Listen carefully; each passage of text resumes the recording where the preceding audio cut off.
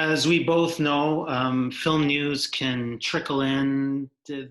We find it in the most oddest of places. And last week, there was news back in India about a prominent filmmaker that we both love. And I don't use the L word lightly. And the good people at the film stage picked up on it. So Lynne Ramsay was working on an eco thriller horror slash film that had been mentioned. She was scripting that, writing that on planes as she was promoting her last feature. And now there's word that she's going to adapt another book or a short story in this case. What's the news that came out?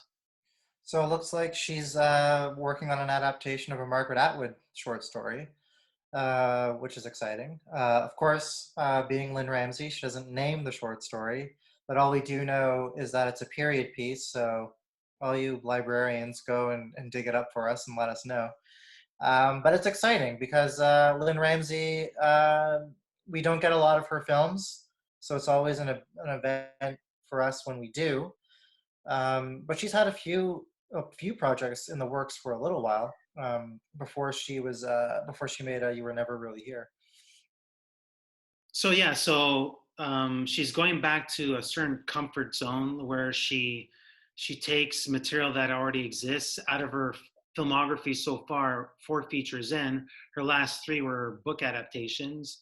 Jane Got a Gun would have been an original screenplay. But this, again, leaning towards material that already exists there. Margaret Atwood is since the Handmaid's Tale has sort of become a thing now. I think a couple of her other books are were picked up. She's in a really good phase right now. Do you think that there was some golden gates to that process, if you had to guess at it? What do you mean?